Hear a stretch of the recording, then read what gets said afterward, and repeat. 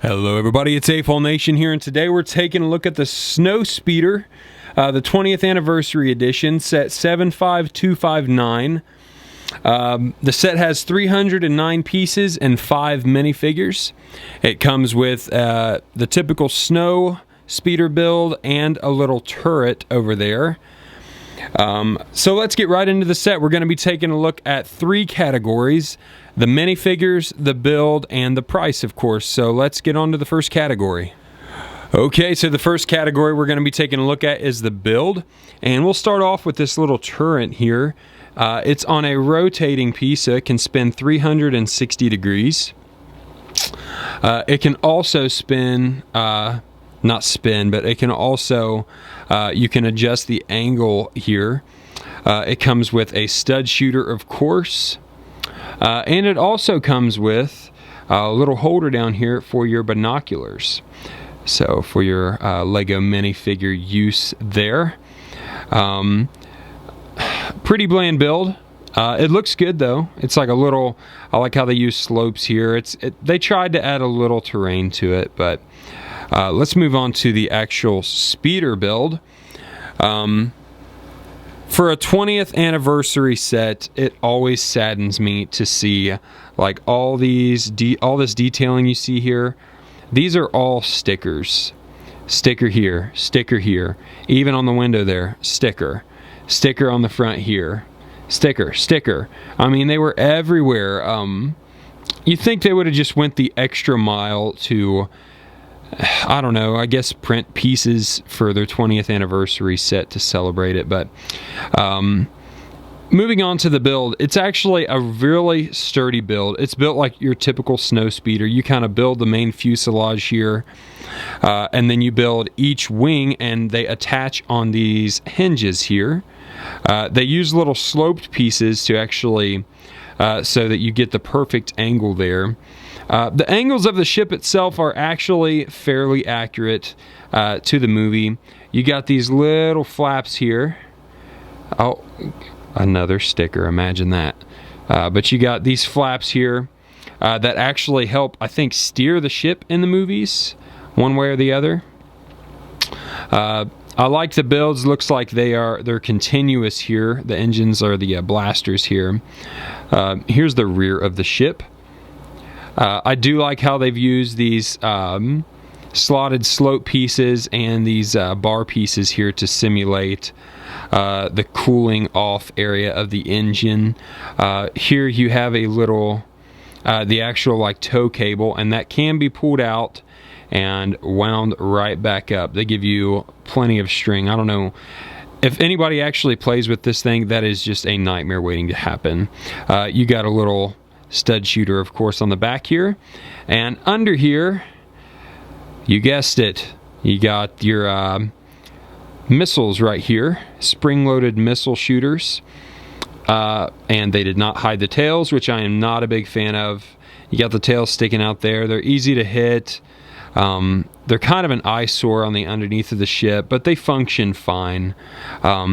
Really, the one gripe I have about the build of this ship is, you see like your main cabin here, it does fit both of your minifigures, which, by the way, I forgot to say, your minifigures in this set, it comes with Luke, Dak, of course, just a random rebel trooper, and then Lando Calrissian is your 20th anniversary special minifigure in the set. But you can actually fit Luke and Dak both into this speeder, like you would expect. But you would expect to just, oh, let me pull up this window here and put both the minifigs in, but there you go. You have a little storage space back here. Place for Dak to sit, place for Luke to sit. They're actually using the little, like, you can see there, the little things that hold their legs so they don't actually stud in. I do like that. But the one thing I was talking about having trouble with this set is sometimes when I just lift on this part will break off just like that.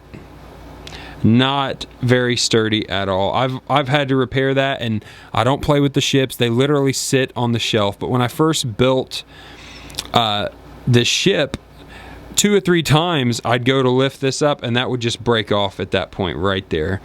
So that's kind of annoying, but there is an actual, it's all lifted on this hinge system back here.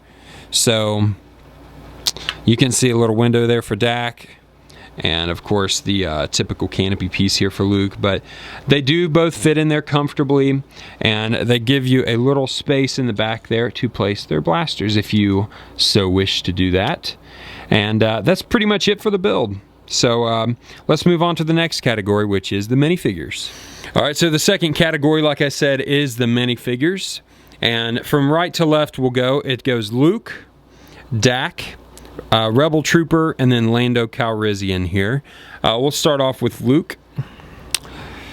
Of course, you see he comes with the typical blue lightsaber here. There we go. Typical blue lightsaber. You see you got Luke here. One other thing that saddens me is that they use the old helmet mold again, just because they were too lazy to update the interior of the ship to fit the new helmet mold. So, no visor built into your helmet here. It's the traditional helmet. He does have an alternate face, so here you see more of a flat face, and then the visor up, more concerned look. Decent back printing. Fantastic chest, belt, and leg printing there. And he comes with his lightsaber, of course, but he also comes with a blaster. So you can use both for him. Next, we'll take a look at Dak here. Of course, like Luke, he comes with a blaster. We'll get that out of the way. Same exact torso, belt, and leg printing there. And back printing, which I really enjoy. Again, old helmet mold. 2 faces here. He has more of a happy face, and then of course more of the screaming I'm about to die face. Both of these minifigures do something that I cannot stand, and that is they show the secondary face under the back of the helmet.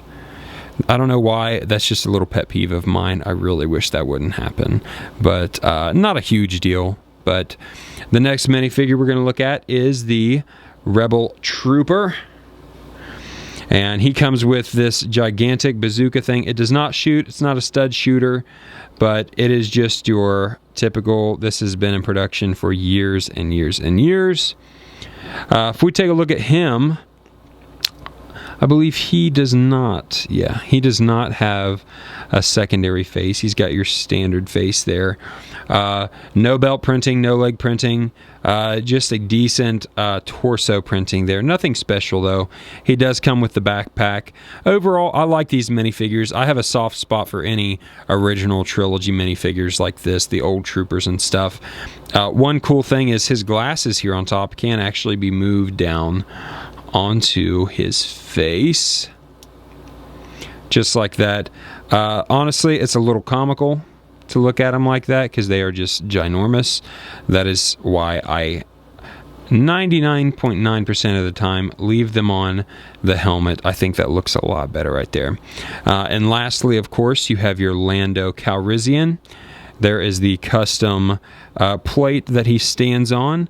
Of course, printed piece. I appreciate that. Not a sticker. And here's Lando himself. Comes with your classic bullhorn blaster here with a light trans blue stud on the tip there. And then here is Lando with the, it's got this stiffer cape material.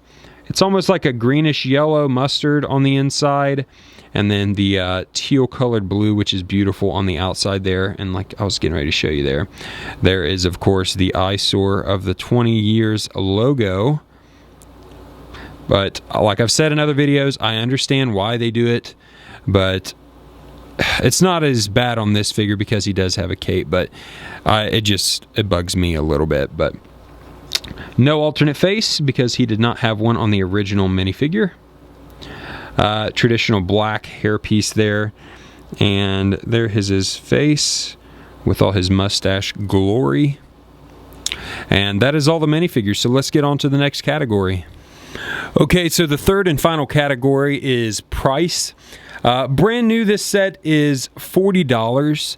I actually found it on sale and only paid like $25 for this whole set, which is about what I'm comfortable paying for it. I think it's an extremely overpriced set, even though you do get the Lando Calrissian minifig.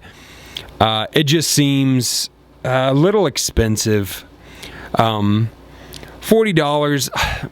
It's not the most that we've ever been taken advantage of price-wise for a Lego set by any means, but I think they could have gotten away with selling this set for $30 comfortably, or $35. I know Lego typically, I don't think, does $35 sets, but $30, $35 I think is more reasonable for this set. It comes with, like I said, 309 pieces, 5 minifigures, so I guess it's debatable on if it's worth $40 or not, but I'm happy I picked it up on sale for about $25. Overall, though, I still recommend the set. The flaw here in the canopy design, actually, whenever I was just setting up this shot right here, I went to lift just the front up for the shot, and it broke again. So I thought it would be cool just to have the front canopy open, but that's not going to happen because it'll break. But despite that little annoyance and despite the stickers and stuff, I would still recommend this set because you get the Lando to display with the other minifigures if you have them. It's a decent Snowspeeder build. I like all the minifigs that it comes with. So overall, the price is a little high for me, but I don't think it's so high that if it never went on sale, I think I would still end up getting the set. So let's go ahead and move on to my final thoughts and finish up the video. Okay, so you guys can probably guess my final thoughts on this set. Overall, it's a good set. It's not a great set. It's a little high priced.